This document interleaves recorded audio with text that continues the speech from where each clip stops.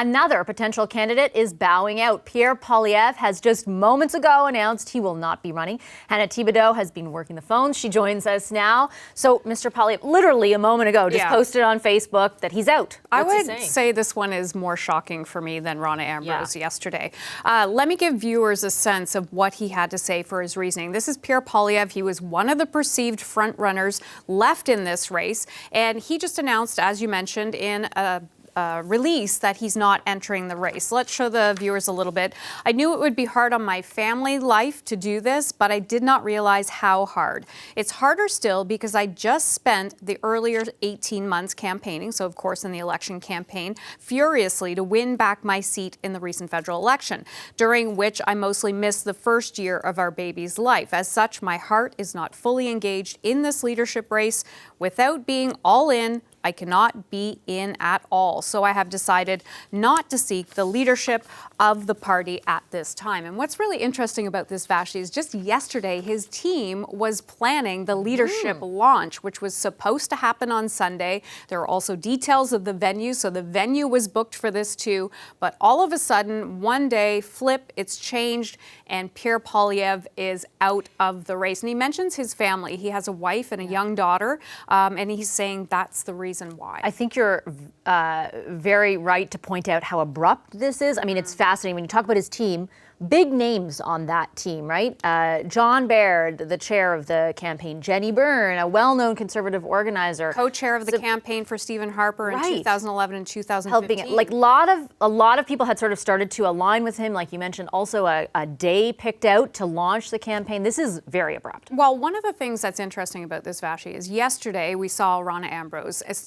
A lot of conservatives had pegged their hopes on her jumping into this race because they felt she had the best shot of beating the Liberals in the next election campaign. However, once she was out, today you started to see a lot of the caucus members starting to align with Peter MacKay. And he's considered that top-tier candidate. Maybe that was one of the things that helped push him into this. I don't know for sure. But also, he was just in Quebec just last week. He was there for a couple of days. His French is very good. He was received very well in that province, and people were really happy with his performance. He was on our sister station, Radio Canada. A lot of people liked what he had to say. I had a chance to speak with Brad Wall, former Saskatchewan premier, and he said if it wasn't going to be Rona Ambrose, he thought maybe Jean Charest. Well, guess what? Jean Charest's out too, but he also said maybe potentially Pierre Poilievre because he could represent the West well. So now he's out of the race. We're still getting texts from people on this. And this is really interesting because it's a week, 3 out. Jean Charest, Rona Ambrose, Pierre Poilievre. We've heard that Aaron O'Toole's team, of course, very happy about this. This makes that top tier very small. In fact, it's really at 2 right now. If you're looking at well-known names, the really well-known name, the face power is Peter MacKay. But there's also Conservative MP and former cabinet minister Aaron O'Toole that are really considered those top ones. And we just got a message in with his wife's Facebook post saying that the decision wasn't taken lightly. This is Pierre Poilievre's wife writing on Facebook, but it was necessary. Our family is young. My husband just wrapped up 1 full year of campaigning every day and thus missing most of our daughter's first year of life. We can't have him missing more. Time cannot be bought back, and our baby girl is growing way too fast. So echoing a lot of what Pierre Poilievre said. And what I was just mentioning to you too about the caucus, I'm just getting tweets about that and comments, not tweets, but my sources are contacting me saying he was seeing a lot of the caucus start to bolt over to Peter MacKay. So that might have put a little bit of a scare in him because, look, it's a lot of money. It's $300,000. It's 3,000 signatures. It's not just the next 6 months of your life. This could be the next 8 years of your life. So there's a lot to consider, in particular when you have a young family. All right. Appreciate the update, Hannah. I'm sure we'll be bringing our viewers updates on all of this as it unfolds throughout the show. Thank you. The CBC's Hannah Thibodeau. And now that Pierre Poilievre has decided not to run, how does that affect the overall race? race. Time for the Power Panel to weigh in Toronto. The Gandalf Group's David Hurley, also the host of the podcast The Hurley Burley, joins us. Rachel Curran, former policy director to Stephen Harper, is with us from Montreal tonight. And here with me in studio, Chief of Government Relations for the University of Toronto and former Saskatchewan Finance Minister Andrew Thompson. Next to him, senior writer for Maclean's, Paul Wells. Hi, everybody. Hello. Hi, Vashi. Nice to see you. Okay, Rachel, I have to start with you. Great. So what can you tell us about Mr. Poilievre's removal from the race and the potential impact on it? I want to get to Mr. Descaries in a second. Of course, that's a big story as well. But Pierre Poilievre just announced about half an hour ago that he's stepping out of this race. Yeah, it's a disappointment, Vashi, obviously. He's such a strong candidate. He was such a great performer in the House. He is a great performer in the House. He's excellent in French. He had just completed, a visit to Quebec, where he did a series of media interviews in French. And he was just bang on with his messaging. I know he's got this sort of attack dog reputation, and for sure he did fulfill that role for a number of years under Mr. Harper.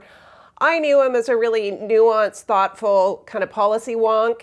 And I was really excited, actually, about seeing him show that side of himself to Canadians more broadly, to Conservative Party members. So it's absolutely a disappointment, but I understand his reasoning too.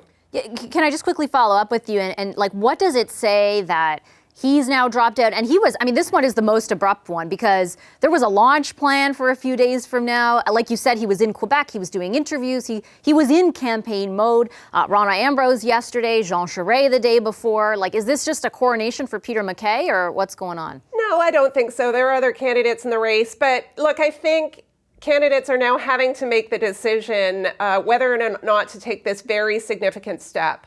And it is significant, and I think Pierre's been struggling with this for a while now, for a number of days now.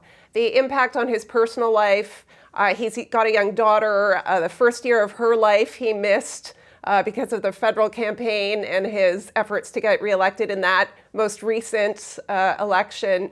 So he's starting to realize now, I think, how incredible, how significant the impact of yet another campaign would be on his life.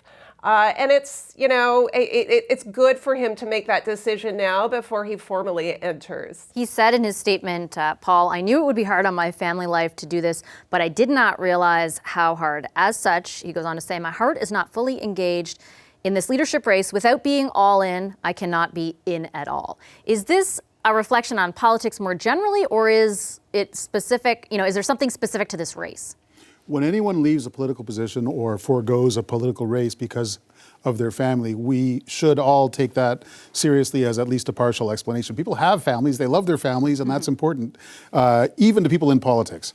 But look, the job is Conservative leader, and the Conservative leader at the next election has a shot at being Prime Minister. If he thought he could make those two steps with reasonable assurance, he'd have hugged his kids and gone campaigning. I've been hearing from a large number of Conservatives who are from the sort of Reform Alliance roots of the party, who are fond of Pierre Poilievre, who consider him a friend, and who were not at all sure they could sell him as a candidate for Prime Minister. The persona that he has created as a sort of an Ottawa Valley populist who likes to stick it to the Liberals is really hard to roll back and create a new persona as a great Canadian statesman. Although we saw signs of him trying to do so already with those interviews in Quebec, and he at least seemed aware that would be the goal, and he was making some efforts. And I think that statesman persona would have been about as accurate a reflection of the real Pierre Poilievre as the other persona. I mean, you rarely see the real guy. You tend to see what he thinks will work. And then at some point, I think that stopped working, or at least past a certain extent. Makes a great critic, was a competent minister, but as a potential prime minister, a harder sell. Hi, I'm Vashi Capellos, host of Power in Politics. See more of our show by subscribing to the CBC News channel or click the link for another video.